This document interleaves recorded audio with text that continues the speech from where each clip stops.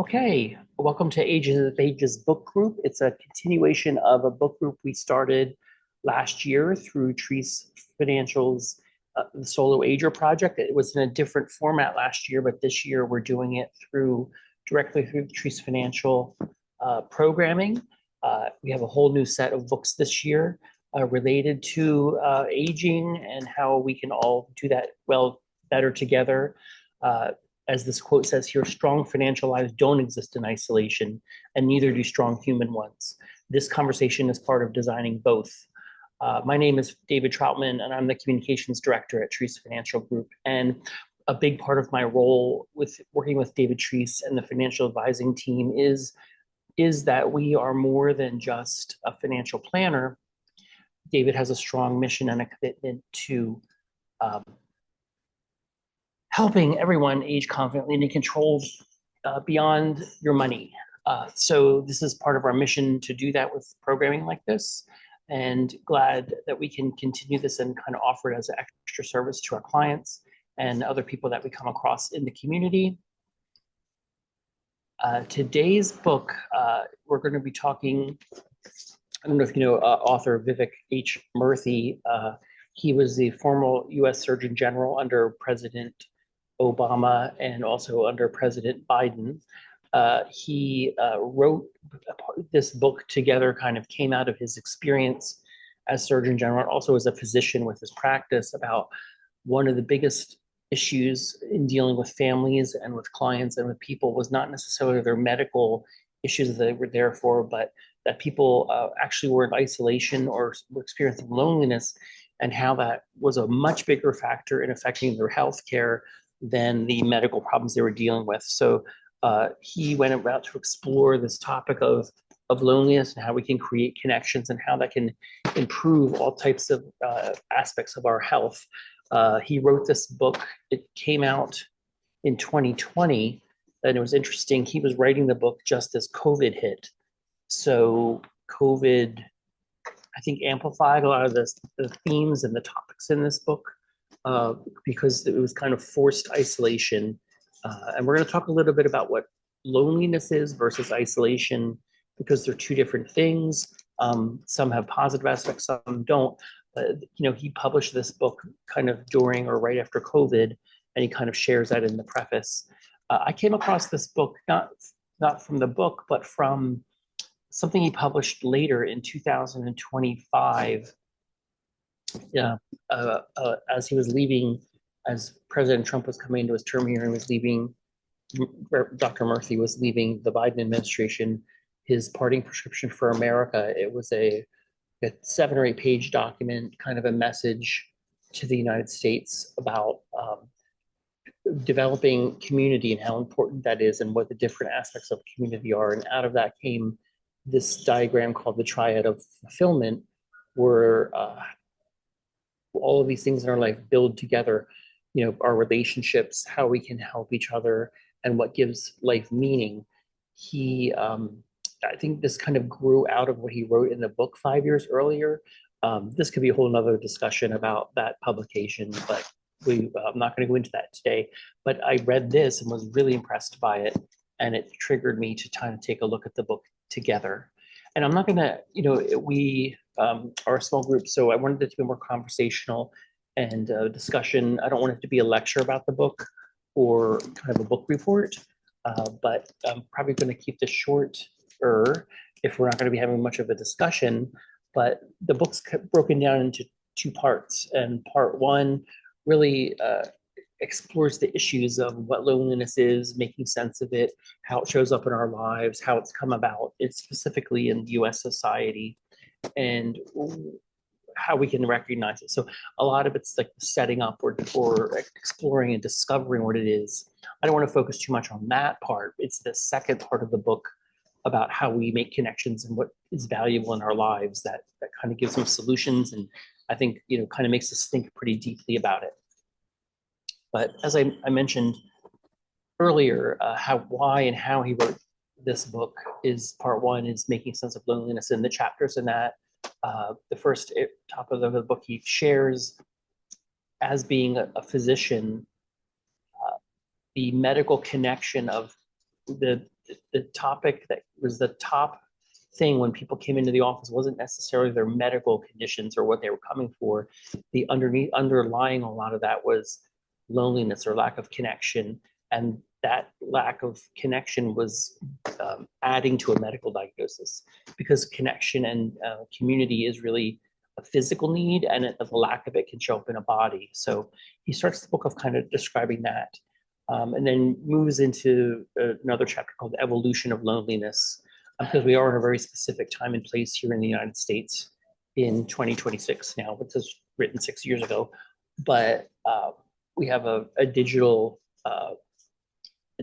technology, a digital life. We are very separated physically. We spend way more time online. You know, the way humans and our society interacts now with our families spread out and our friends spread out, and us being more virtual is a modern phenomenon, and that the evolution of loneliness chapters kind of tracks through as human beings and society evolve, that being separate from each other or being away from other people is not in the natural order. The default setting of human beings is togetherness and solving problems together and doing things together. Kind of walks through that, and then that idea of moving from oneliness, being connected, to loneliness, where for various reasons separating, that's explored. And then kind of going into like, why now at this point in our country, or this point in technology, where our modern life and technology, it is a time to kind of look at how our relationships are changing, with an emphasis on improving health and outcomes. We're living longer, technology's changing, like what's missing, that a lot of it is about connection. So how do we do that, and why he's kind of looking at this topic right now. And Unmasking Loneliness kind of focuses on, it's kind of hidden. People don't admit it because they feel like there's some type of personal failure if they're hiding loneliness, or they don't want to admit it and come out to other people and say, hey, I could really use a friend, or I really am alone 90% of the time. There's some shame in that, some societal shame, and that really, it's not a personal failure. It's a condition of the environment that we're living in. So being able to have the courage to admit it, explore it, and then find ways to deal with it is what the second half of the book really is about.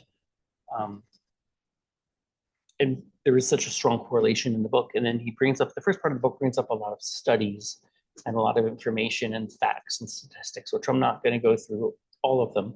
There are a lot of interesting facts in the book, as well as I would state this book has a lot of good resources and references to other publications or other resources, other organizations that can help connect people. And I'm going to speak at the end a little about how to find select ones of those that I found in the book and share. But really, a question in the book was that a research study he brought up, I think it's from 2018, do social relationships reduce our risk of dying early? And this was a cool hard fact kind of study. It's not conjecture, but if there are strong social relationships in someone's life, they have a 50% less chance of dying early. Weaker the network or the social relationships around, it's a higher risk of dying earlier or developing problems that lead to an earlier death. The numbers and how they equated it when they compare it to other risk factors for longevity, it's an equal risk to smoking, and in an even greater risk. So the risk of smoking really can shorten life, but other things can also shorten life, and the risk of loneliness is a greater risk than obesity, excessive alcohol use, and or lack of exercise. So we look at all these factors when we talk about dealing with our health and being able to live longer. We're eating healthy and we're taking our medication and we're exercising. One of the things that often is overlooked is our social life, and what are our relationships, and who are we connected to, and how are we connected. And he speaks to that idea of doctors and the medical system. there's a new kind of way of analyzing, like doing an assessment and speaking about social, they call it social prescribing or social prescriptions, like actually listening to the patient, putting yourself in someone's shoes, hearing what they're saying, hearing what they need in their life, and then offering resources to that. So if you go to the doctor's office most of the time or a healthcare facility, that's usually not what you have a conversation with your doctor about. So I don't know, I don't think this is much in practice in the United States, but it is, he's identifying it as a huge public health issue that we do need to address. So I give him credit and really appreciate that he's looking at this from a whole different perspective to kind of add on to the health discussion that a lot of people are having as they're aging. And I keep saying loneliness, loneliness, loneliness. Not being, I'm an extrovert, but I'm also very introverted. And I love a lot of time by myself. And sometimes you think, oh, if I'm by myself a lot, that must mean I'm lonely.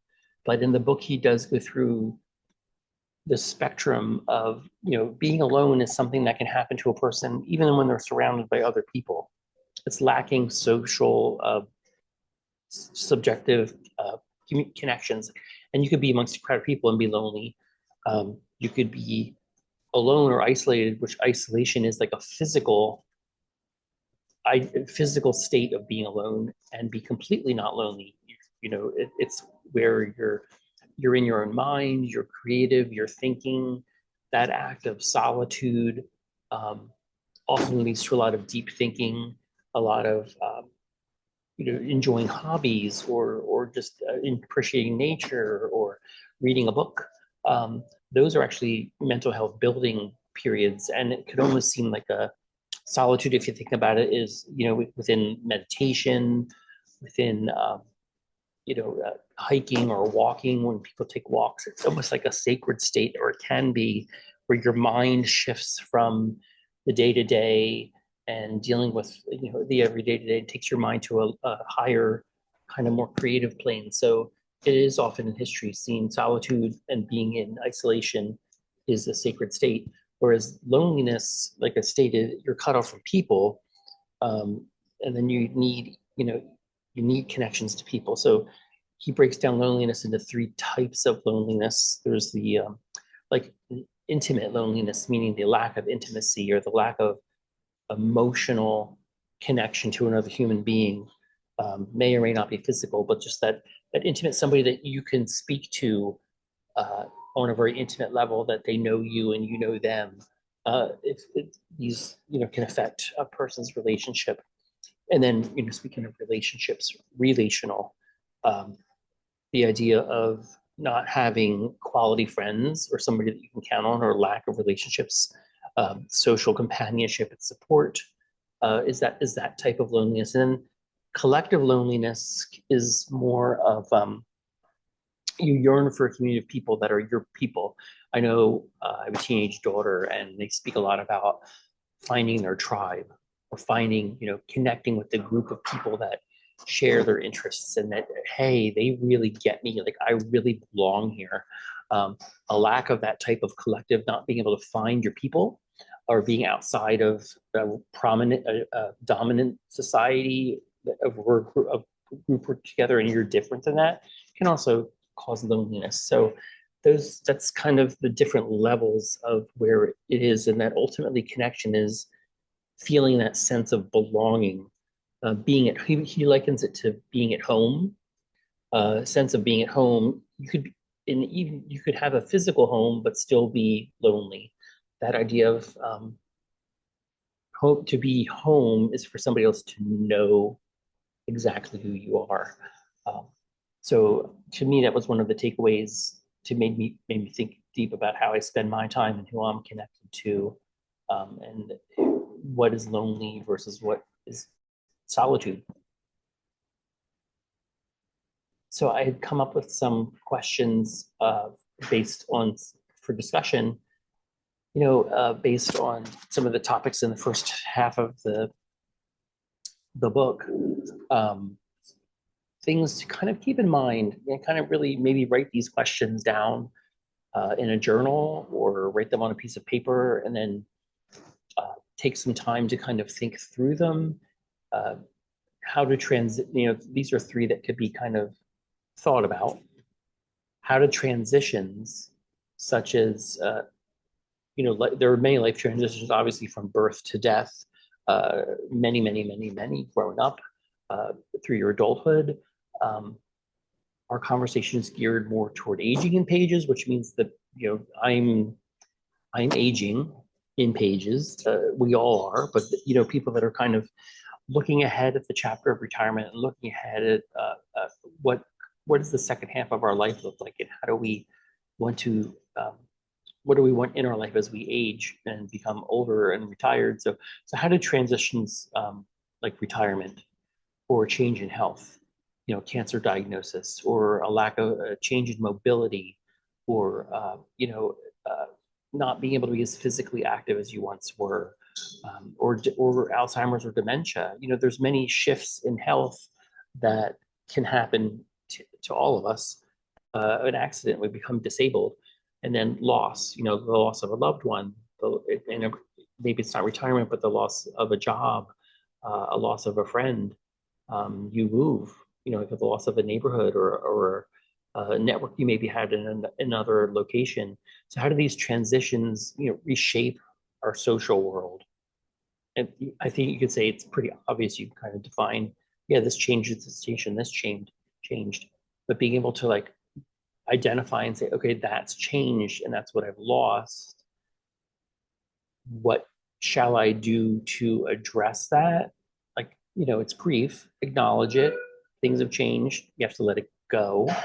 But then what can I do to not to kind of move on from that? Which the related question is, how has your sense of connection changed as you've gotten older? Kind of related to that. So sense of connection, like as we get older, if you think about if in a world of connections, if you're working or if you have a position, you may or may not have a lot of people you work with. You might like them and you might not like them, but there's a certain interaction that happens in the work world when you're not doing that and you're older. That kind of connection's gone. Think about being in school. It's in a very intense kind of period of learning with others, really all focusing on a similar goal, or being on a sports team, or being on a church group. All of those things. You kind of built around a purpose. And how does that sense of connection as family members die, as like I mentioned before, you move, friends die, people have kids, or children go away to college. Those connections all are always shifting in life. And the other question in this section was related to the topic that he brings up in the book about why now and why don't, unmasking the loneliness, like what gets in the way, or why don't people honestly talk about loneliness as an adult? And like there are a lot of, mentioned before, fear, shame, feeling that it's a personal failure, that and what are the opportunities to speak about it? There really aren't too many. So even what he starts the book with about talking about the social prescribing with a doctor. I mean, that seems like a very practical thing. Like when you go in for a physical or you go to the doctor, is if you have a loved one or a friend and you're helping them and they're lonely, you can bring up saying, what kind of resources could be done, or what can I help this person with? Or if it's yourself, bringing up with a doctor or therapist or a physical care specialist is kind of like a way to kind of broach that subject. I want to go back, and it sounds ironic, what gets in the way of talking honestly about loneliness in adults. So much of our life has moved online and is digital and virtual now. It makes us seem like we're separate, and we are physically isolated, but emotionally and socially connected. So finding ways to speak in common interest groups online or connect through something like this, like a book discussion. That's a way to kind of speak about loneliness depending on this, a safe space where you can have a conversation about it. The second half, I said it's more kind of not solutions oriented, but inspirational, also describing how some people live, to be helpful for that. So there's kind of three elements of the second segment of the book, and one is relating inside out. And part of it's, what they always say, how can you love someone else if you don't love yourself first? That's kind of the gist of that whole section of the book, that we have to look at how we relate to ourselves and how other people view us and how we relate to them to be able to connect. And another aspect of that is the circles he positions as, circles of connection, built around friendship and love. If you think about it, people, who's your inner circle? Like, who do you trust most? Who are the people that are most important in your life? And most people say family and friends. They say that, but are they actually connected to them? So you have your inner circle of connection, your middle circle, which are acquaintances, maybe work, neighbors, people at church, people at I belong to a community garden. So the people that I meet at the community garden are like a middle circle of connections. And then there's the wider group circle. All of those levels help us connect in some ways. And also he kind of delves into, he calls it, obviously you prefer the kindness of strangers. Sometimes it's easier to connect with somebody who's a stranger or have a true authentic interaction with them, because you're not bringing anything to that relationship. There's no baggage in a way, or there's no expectation. It's just something that happens. So that was an interesting part of the book that I found interesting. And because we do move through time, and time moves on, and the future's coming, the whole ending and the conclusion of the book, he wraps up in this section called A Family of Families, focusing on basically the most fundamental relational element of connecting that we have as humans, being families and children, and going from having one generation. Children are very connected earlier in their life through many ways, because of when we talk about being connected as humans, being a physical need, that's super true. I mean, think about a newborn baby. They have to be connected or they're not going to survive. So that, and children to be able to grow up and be successful and live, there are all kinds of connections that are needed for that healthy relationship building and healthy growing. So he relates that, speaking of families and chosen families, like who is our family? How do we make family? What's our larger family? All those levels of who do we connect with? And teaching emotional fitness and teaching children how to grow up with those healthy relationships. Of course, we're living in 2026 with the age of the digital age, with so much of our time being alone, but being connected through our phones, our computers, our televisions, our chat groups, social media. What is that doing to our connecting? How do we connect in the digital age and see the psychological impacts that may or may not be having on us, and kind of maps out some things for the future on that. Whoa, I just talked for half an hour and I went through the whole book. Well, that's pretty much the recap of the book. We didn't get to have discussion about actually some of the questions, but I did go through it. But then I come up with some questions that are really interesting to take some time to reflect on out of the second half of the book. Are we giving relationships, and how do we build them? Are we giving it the time and energy and focus and effort that's needed? This question says, we plan for money, which is what we do at Treece Financial. We plan for money. We help out with housing and healthcare and all the things that services for living a financially well and secure life as we live. We plan for all of that. People, spend a lot of time picking a doctor and doing this and that, but we rarely spend time thinking about connection. Like we don't plan necessarily to find ways to connect with people. So, what would it look like if we treated relationships as something we intentionally plan and intentionally maintain over time? Personally, I'm a very social person, and I'm constantly making connections with people. But part of doing that and being a busy person is I'm not really good about, I'll talk to a person and forget to kind of connect with them again. But I have 2 or 3 friends, and this is, one of the things I took out of this book and what I want to do more in life is they're very intentional about texting me or calling me like every month with an idea about go to a movie, let's meet for coffee, let's go to the beach for the day, purposely making plans and kind of intentionally making sure that we keep that relationship going. That means so much to me. And if we all did that a little bit more, it would make a big difference. And the last question kind of wraps up. I thought this was a really interesting thing to think about is what does, in quotes, enough connection look like for you right now?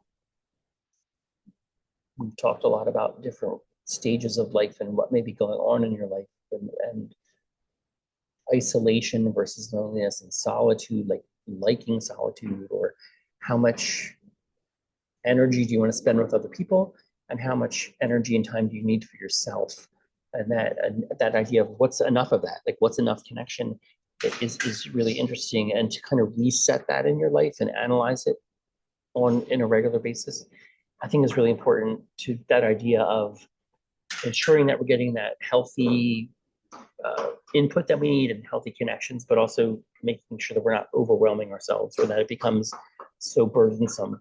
And I just have to say, I'm online a lot, and with the political and just some of the anger and the issues in the world, it's a lot, so I do want more solitude. I have to unplug from that. So my rating of enough connection right now is I'm kind of on the lower end of not wanting to always be on and connected, but take some time to unplug and kind of share, just focus on me and kind of get away from the noise and quiet, noise and solitude. There's a connection there.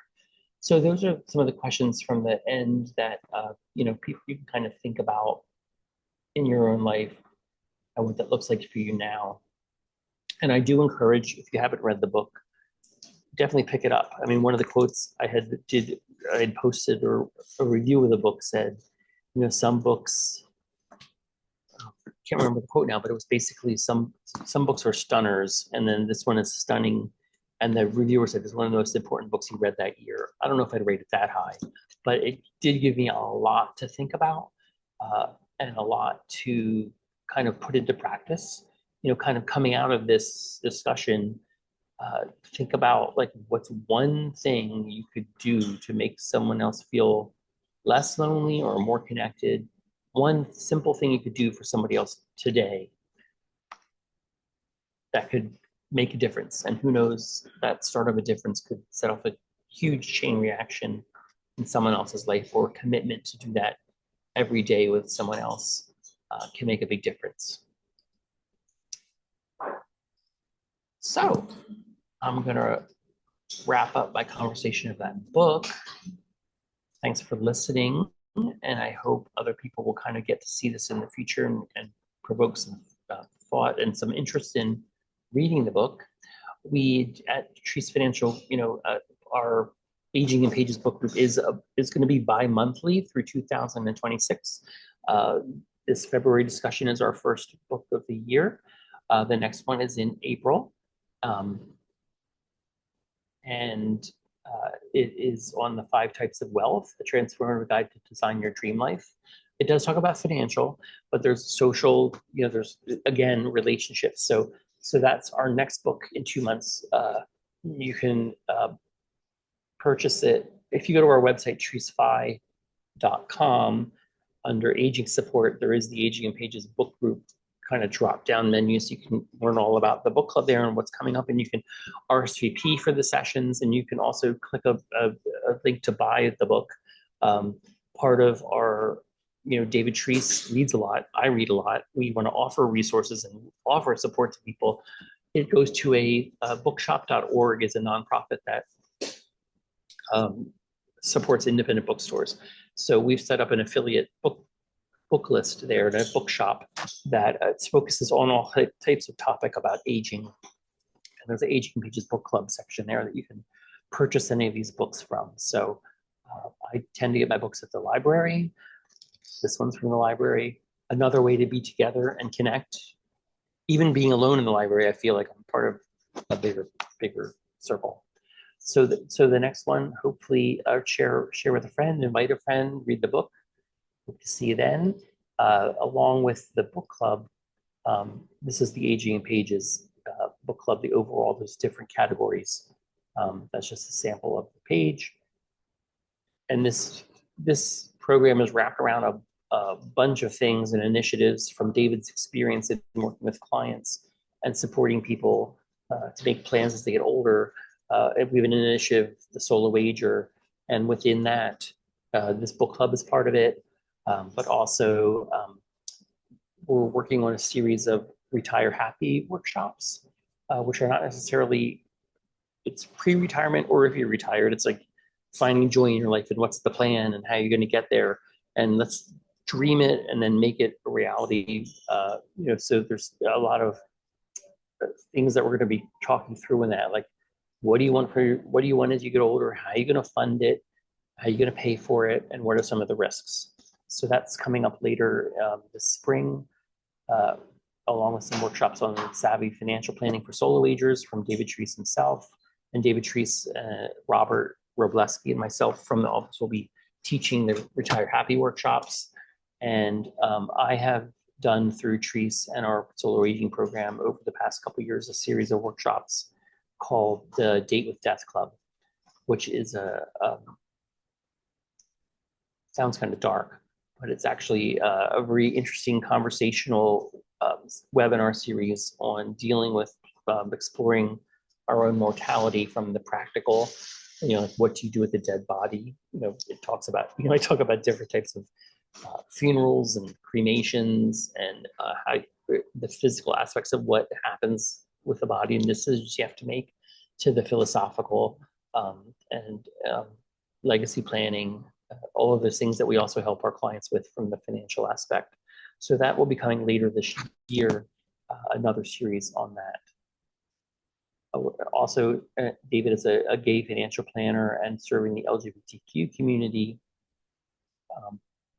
We have another initiative, the Blvd Pride, which is an initiative to support LGBTQ adults and older adults as they age, specific aspects, additional challenges of aging amidst sometimes discrimination and prejudice, but also there's unique financial aspects of that too, dealing with it. So those initiatives we have there are Take Pride in Your Money, which is a video course we have on our website, a book David has published, and support consults around unique challenges that LGBTQ people face when making planning decisions.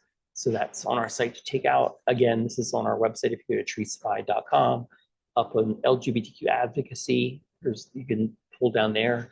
We are in the midst of doing a series similar of Date with Death Club, but it's a much more intergenerational end-of-life planning workshop for LGBTQ.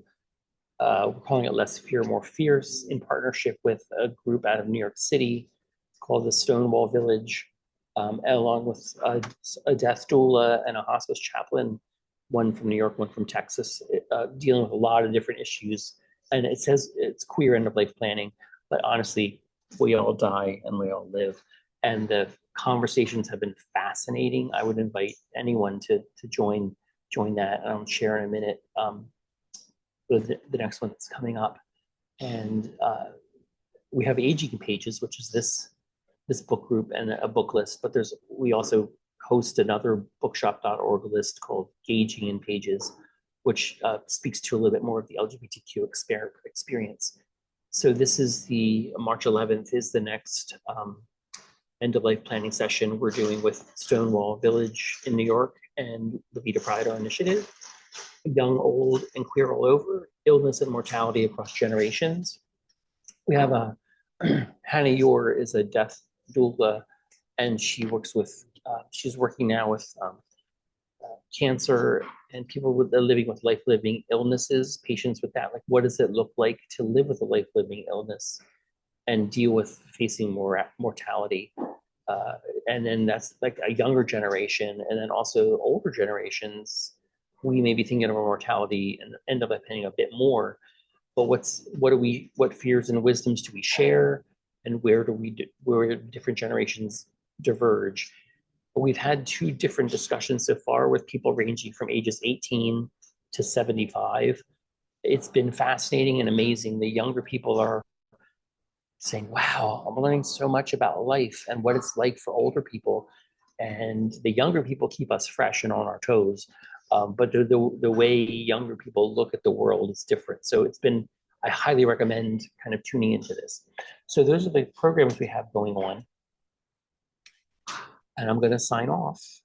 And I hope to see signups for our other sessions I just spoke about, as well as feel free if you need to, you want to get a consult or you want to check in on anything going on with your financial plan in your life and any relationship you have with Treece Financial. David Treece is available for consults at any time. So just go on our site and make an appointment. Please check out all the resources. We have lots of written blogs and videos and free guides and information for people online that's very helpful. I am very thirsty and tired of talking. So I'm going to turn the page, as they say, and aging in pages, and sign off and go back to reading a book. Hope all's well with you. Take care and hope to see you soon. Bye.